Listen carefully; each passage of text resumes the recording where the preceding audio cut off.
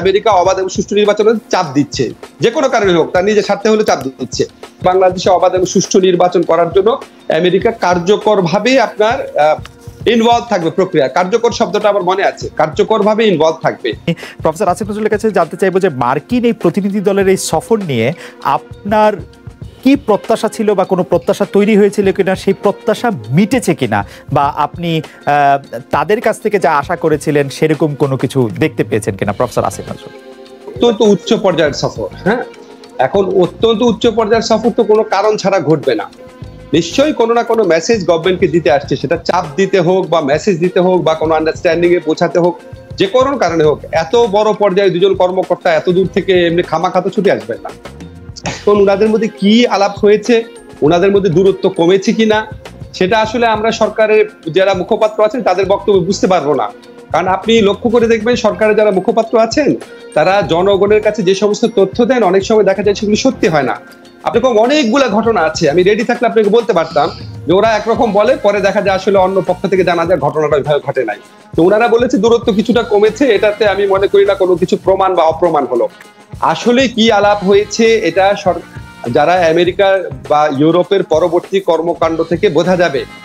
কিসে দূরত্ব কমেছে আমি এটা বুঝলাম না। মানে আমেরিকা বলছে অবাধ এবং সুষ্ঠু নির্বাচন করতে হবে, তো আমেরিকা কি এখন বলছে অবাধ আর সুষ্ঠু নির্বাচন করতে হবে না? আমরা যদি বাংলাদেশে যুক্তরাষ্ট্র দূতাবাস যে মানে একদম তারা যেরকম ছাপিয়েছে সেরকম যদি আমি পড়ি, তাহলে এটা উনারা বলেছেন, আমি পড়ছি, বাংলাদেশের অবাধ ও সুষ্ঠু নির্বাচনের লক্ষ্য অর্জনে একসঙ্গে কাজ করার গুরুত্বের উপর জোর দেওয়ার পাশাপাশি নাগরিক সমাজের গুরুত্বপূর্ণ ভূমিকা ইত্যাদি ইত্যাদি। তার মানে তারা যে একসঙ্গে কাজ করতে চাইছেন সেটি সরকারের সঙ্গেই একসঙ্গে কাজ করতে চাইছেন মার্কিন যুক্তরাষ্ট্র, মানে আমার পার্টি সেরকমই আর কি। জি, আপনি যদি কোনো দেশে ইলেকশন প্রক্রিয়া করতে চান, আপনি কি সরকারের সাথে কাজ করবেন না বিরোধী দলের সাথে কাজ করবেন? কারণ এই অবাধ এবং সুষ্ঠু নির্বাচন করতে হলে যেই পদক্ষেপগুলো নিতে হবে বলে বিভিন্ন কথা চালু আছে, যেমন আপনার নির্বাচনকালীন সরকার, নির্বাচন কমিশনের পুনর্গঠন, নির্বাচনী আইনের পুনর্গঠন, মাঠ প্রশাসনে আপনার পুনর্বিন্যস্তকরণ, তারপর অবাধ প্রচারের সুযোগ সুবিধা দেওয়া, বাক স্বাধীনতা দেওয়া, এগুলো তো প্রত্যেকটা তো সরকারের করায়ত্তগত বিষয়। সরকারের সাথেই তো কাজ করতে হবে, ডিপ্লোম্যাটিক ল্যাঙ্গুয়েজে তো এটাই বলতে হবে। আপনি যদি বলেন যে আমি বিরোধী দলের সাথে কাজ করবো সরকারের সাথে না, তাহলে তো আপনি সরকার পতনের উস্কানি দিচ্ছেন। তো এটা ডিপ্লোম্যাটিক ল্যাঙ্গুয়েজ। আমরা আসলে এই ব্যাপারগুলা পুরোপুরি মানে বুঝতে পারবো হচ্ছে ইন কোর্স অফ টাইম। এখনই যেটা ঘটছে বা এখনই যতটুকু মতৈক্য বা মতানৈক্য হয়েছে সেটা আমরা এখনই বুঝতে পারবো না। ইনফ্যাক্ট আমরা আরো আগে হলেও বুঝতে পারতাম না। আপনি যে প্রসঙ্গগুলো টেনেছেন, আমাদের প্রধানমন্ত্রীকে অনেকে বলেন উনি অত্যন্ত স্মার্ট, অত্যন্ত সুচারুভাবে সবকিছু পরিচালনা করেন। আমার মাঝে মাঝে মনে হয় উনি সব ক্ষেত্রে স্মার্ট না। ধরেন প্রথম উনি যে প্রতিক্রিয়াগুলো দেখিয়েছেন, আপনি কিন্তু একটা কথা বলেন নাই, সবচেয়ে ভয়াবহ কথা হচ্ছে উনি বিবিসির সাথে বলেছেন আমেরিকা আমাকে আর ক্ষমতায় রাখতে চায় না। বিবিসির সাথে, ডোমেস্টিক অডিয়েন্স না। তো উনি ওই যে তখন ওইভাবে যে রিয়াক্ট করেছেন, এখন উনি আর ওইভাবে রিয়াক্ট করবেন না, কারণ ইন কোর্স অফ টাইম মানুষ তো অভ্যাস হয়ে যায়। ফলে আমার মনে হয় ওই রিয়াকশনটা থেকে আমার মনে হয়েছে যে মতানৈক্যের জায়গাটা অনেক বড়। না হলে একজন প্রধানমন্ত্রী বিবিসিকে এটা বলতে পারেন না, সংসদে বলতে পারেন, জনসভায় বলতে পারেন, দেশের সাংবাদিকদের বলতে পারেন, বিবিসি ইন্টারন্যাশনাল অডিয়েন্স এবং ইংরেজিতে বলেছেন কথাটা উনি, বুঝতে পারছেন? কাজে আমার মনে হয় না এত বড় মতানৈক্য কোনো কারণ ছাড়া হঠাৎ করে দূর হয়ে যাবে। হয়তো তারা একটা প্রসেস নিয়ে আলোচনা করছেন।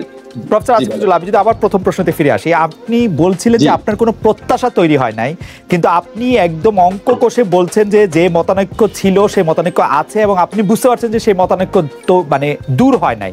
মানে আপনি যদি আপনার জায়গা থেকে বা আপনার বিশ্লেষণের জায়গা থেকে একটু আপনি বলতেন যে কেন আপনার এরকম মনে হলো যে সেই মতানৈক্য একটা ছিল, এটা বড় হয়েছে, এটা দূর হয় নাই? যে আমি প্রথমে বলি প্রত্যাশা ছিল না বলতে বুঝাইছি কি আমি যে এই সফরেই কিছু অর্জিত হবে এরকম প্রত্যাশা ছিল না। আমার কাছে মনে হচ্ছে এটা একটা প্রসেস। আমেরিকা অবাধ এবং সুষ্ঠু নির্বাচনের চাপ দিচ্ছে, যে কোনো কারণে হোক, তার নিজের স্বার্থে হলে চাপ দিচ্ছে। এই চাপের প্রক্রিয়ায় এই সফরটা সবকিছু বদলে ফেলবে আমরা সাথে সাথে জানতে পারবো, এই ধরনের কোনো প্রত্যাশা আমার ছিল না। আমার মনে হচ্ছে এই প্রক্রিয়াতে এই সফরটা কোনো একটা ভূমিকা রাখবে। কি ভূমিকা রাখবে সেটা নিয়ে আমার কৌতূহল ছিল। সেই কৌতূহল আমার পুরাপুরি মিটে নাই, এই দুই পক্ষের বক্তব্য থেকে মিটে নাই। হয়তো আমরা ইন কোর্স অফ টাইম পরবর্তীকালে আরো বিভিন্ন ধরনের যে পদক্ষেপ আসবে বা বিভিন্ন ধরনের প্রতিক্রিয়া আসবে সেখান থেকে বুঝতে পারবো, এটা বোঝাতে চেয়েছি। আর এটা হচ্ছে মতানৈক্যটা দূর হয়নি কেন আমি বলতে চাচ্ছি, মতানৈক্য দূর হওয়ার মতো সরকারের পক্ষ থেকে একটা কাজই করা হয়েছে যে বিরোধী দলকে এবার জনসভা করতে বাধা দেওয়া হয় নাই, পুলিশের পক্ষ থেকে মানে ওই পরিমাণ অসহযোগিতা করা হয় নাই। সো আপনি যদি অ্যাটমসফিয়ার দেখেন তাহলে কিছুটা কোয়ালিটিভ, অতি সামান্য কোয়ালিটিভ চেঞ্জ হয়েছে। সেটার কারণে এত বড় মতানৈক্য, নির্বাচন অবাধে সুষ্ঠু করা, সেটা দূর হয়েছে বা হয় নাই সেটা সম্পর্কে আমি নিশ্চিত না। কিন্তু আমি আপনাকে যেটা বলছি, মতানৈক্যটা অনেক বড় এবং এটা এত অল্প সময়ে এবং অত্যন্ত কার্যকর কোনো পদক্ষেপ ছাড়া দূর হওয়ার কথা না আমার ধারণা। প্রফেসর আসিফ নজরুল, আমি আপনাকে এখন যে বিষয়টা জানতে চাইবো যে ওইটারই একটা সম্পূরক প্রশ্ন, কিন্তু আপনার উত্তর শোনার পরে আমি আবার একই প্রশ্ন নিয়ে ডক্টর শামসুল আলমের কাছে যাইব। সেটি হচ্ছে যে সরকারি দলের কেউ কেউ এটি দাবি করছেন যেহেতু তত্ত্বাবধায়ক সরকারের প্রশ্নটি বা সাংবিধানিক কোনো সংস্কারের প্রসঙ্গটি আলোচনায় আসে নাই, তাহলে এটা একরকম সরকারের বিজয় হয়েছে, কারণ বাকি সবগুলি তো মেনে নেওয়া সম্ভবই, এবং তাহলে বিএনপির এখন কি করার আছে এই প্রসঙ্গে যদি আপনি একটু বলেন, আমরা একই প্রসঙ্গে প্রফেসর শামসুল আলমকেও একটু শুনতে চাইবো। দেখেন, এই সমস্ত কথা যদি আওয়ামী লীগ 2016 সনে বলতো তাহলে আমরা নাগরিক সমাজের মানুষ হিসাবে বিশ্বাস করতাম, এবং আমরা 2018 সনে বিশ্বাসও করেছিলাম। আমার মনে আছে আমরা সবাই বিরোধী দলকে বলেছি নির্বাচনে অংশ নাও, প্রাইম মিনিস্টার নিজে অ্যাসিউরেন্স দিচ্ছেন। উনি নিজে আলোচনার টেবিলে অ্যাসিউরেন্স দেওয়ার পরে 2018 সনে যে জঘন্য নির্বাচন হয়েছে, এবং এটা জঘন্য নির্বাচন ব্যাখ্যা করতে চাইলে অনেক ব্যাখ্যা দিতে পারি।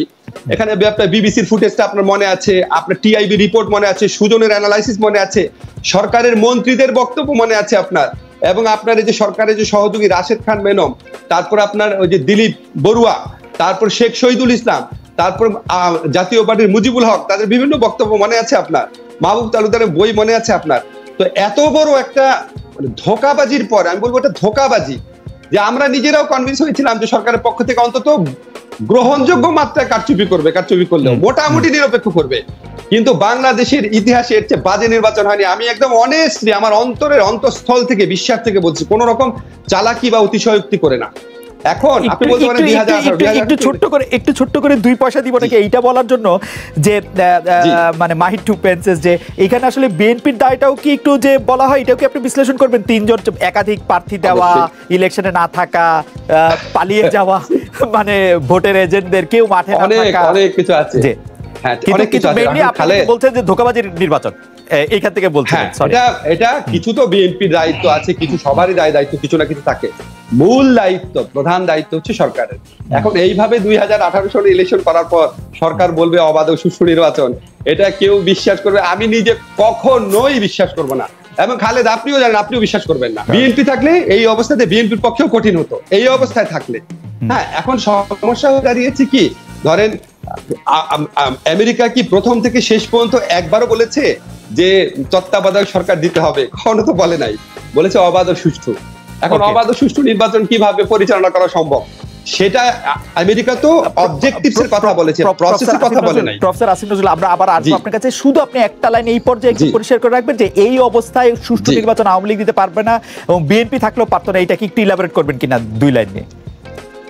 আমি বলতে চাচ্ছি কি, আপনি এই অবস্থাটা হচ্ছে আপনি যখন একচেটিয়া ভাবে প্রশাসনে, পুলিশে, সরকারি প্রচার মাধ্যম, সরকারি বেসরকারি প্রচার মাধ্যমে, অর্থ বিত্তে, ক্ষমতায় 15 বছর যাবৎ আপনি যে মনোপোলাইজ একটা অবস্থা করেছেন, যে অসীম শক্তিশালী অবস্থান করেছেন, এত বড় স্যাক্রিফাইস করে বিরোধী দলের এইরকম বিশাল কোন আন্দোলনের তীব্রতা নাই, এরকম একটা অবস্থাতে আপনি একদম নিজে নিজে এরকম দিয়ে দিবেন আওয়ামী লীগ বা বিএনপি এরকম কোনো মহৎ দল না, এইরকম একটা সুবিধাজনক অবস্থায় থেকে একমাত্র আমেরিকার চাপের কারণে, আমেরিকার চাপ না থাকলে তো এই যে আজকে জনসভা যে করতেছে এটাও করতে দিত না।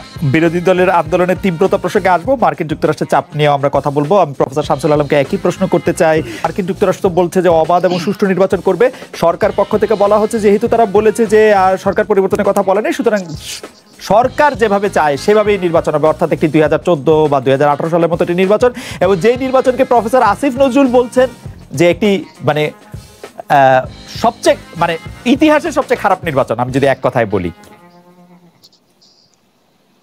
আপনাকে ধন্যবাদ। এই মার্কিন 2 কূটনীতিকের সফর অবশ্যই উচ্চ পর্যায়ে, তবে একবার সর্বোচ্চ পর্যায়ে না, পররাষ্ট্রমন্ত্রী নয়। তো এই পর্যায়ে যারা এসছেন, এটা যে বাংলাদেশের এই ঘটনা তারা এসছেন তা নয়, ডেমোক্রেটিক পার্টি তারা আন্তর্জাতিকতায় বেশি গুরুত্ব দিয়ে থাকে, সব দেশে সব কালি তারা কথা বলতে চায়, হিউম্যান রাইটস, ডেমোক্রেসি ইত্যাদি ইত্যাদি। এবার ট্রাম্প যারা, তারা ছিল অন্তর্মুখী, তাদেরও ছিল আন্তর্জাতিক পদক্ষেপ, কিন্তু তারা ভাবতো যে আমাদের সেনা অন্য দেশের যুদ্ধ করে কেন মারা যাবে, এই ধরনের একটা ফিলিং কিন্তু রিপাবলিকানদের ছিল, আছে। তো এখানে ডেমোক্রেটরা সবসময়ই সব দেশের ব্যাপারই এইসব বিষয়, হিউম্যান রাইটস, ডেমোক্রেসি, এগুলো বিষয়ে তারা কথা বলে থাকে, ট্রান্সপারেন্সি, গুড গভর্নেন্স। তো তারই ধারাবাহিকতায় তারা অন্য দেশে এরকম যায়, কথা বলে, বিভিন্ন পার্লামেন্টে তারা এগুলো প্রভাব বিস্তারের চেষ্টা করে, আবার অনেক দেশে তারা করেও না। তো যাই হোক, করে না আমি বলতে চাচ্ছি, তাদের অনেক মিত্র দেশের সাথে খুব ঘনিষ্ঠ, সেখানে তারা এইসব বিষয়ে আবার খুব সোচ্চার থাকে না।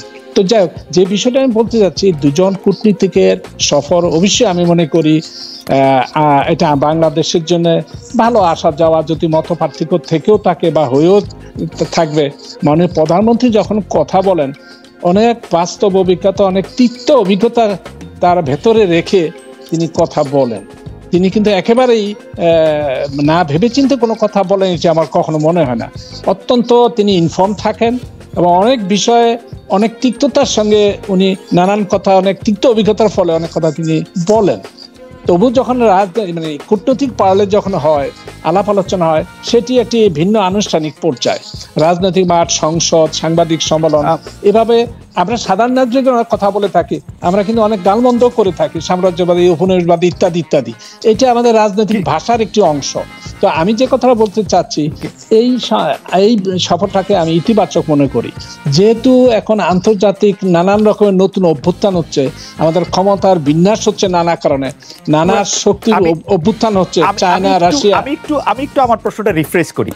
2018 সালের নির্বাচনটার পর, এরকম একটি প্রশ্নবিদ্ধ নির্বাচনের পর 2023 বা 2024 সালে যে নির্বাচনটি হবে, আওয়ামী লীগ সরকার ক্ষমতায় থাকলে সেই নির্বাচনটি সুষ্ঠু হবে, সেটি মনে করার কোনো কারণ আছে কিনা? অনেক কারণ আছে। তার কারণ হলো 18 সাল নির্বাচন, এদেশে অনেক নির্বাচন, আমাদের সব রাজনৈতিক দলের নির্বাচনই প্রশ্নহীন কখন ছিল।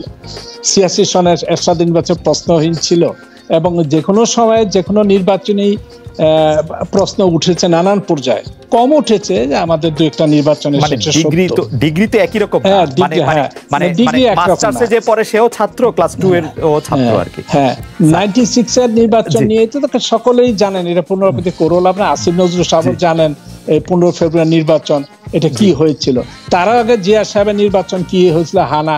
কাজী এটা কিন্তু বাংলাদেশের হঠাৎ আবির্ভূত কোনো বিষয় না, নির্বাচনের প্রশ্ন থাকা বা ওঠা। 18 নির্বাচনের পরে খারাপ নির্বাচনের একটি নির্বাচন 2018। আমি মনে করি এখন রাজনৈতিকভাবে আওয়ামী লীগ, আমি ব্যক্তিগতভাবে মনে করি অনেক ভালো অবস্থানে আছেন। অবস্থান হচ্ছে এই কারণে, এই এত বছরের, গত 15 বছরই বলবো, রাজনৈতিক আন্দোলনের জনগণকে কিন্তু আকর্ষণ করতে পারেনি বিরোধী দল, প্রধান বিরোধী দল। জনগণের বিক্ষোভটা সেভাবে কিন্তু কোথাও প্রকাশিত হয়নি। তার মানে আওয়ামী লীগ যেভাবে যাই করে থাকুক, জনগণ সেটা কিন্তু গ্রহণ করে নিয়েছে। এইটা হলো ইফেক্টিভ অ্যাকসেপ্টেন্স, মানে বাস্তবতাভাবে মানুষ কিন্তু মেনে নিচ্ছে সব সুন্দরভাবে। স্যার, আপনি নাম্বার দেন, এতে পলিটিশিয়ানদের কত নাম্বার দিবেন, আর পুলিশ প্রশাসন যারা মাঠে এটা নিয়ন্ত্রণ করছে তাদের কত নাম্বার দিবেন? পুলিশ নিয়ন্ত্রণ তো আমরা আইয়ুব খানের আমলে দেখেছি, আমরা বিএনপি আমরা দেখেছি, মতিয়াজুলে মাঠে ফেলে পিটানো দেখেছি। এইসব স্মরণ করতে গেলে তো অনেক কথা চলে আসে। স্যার,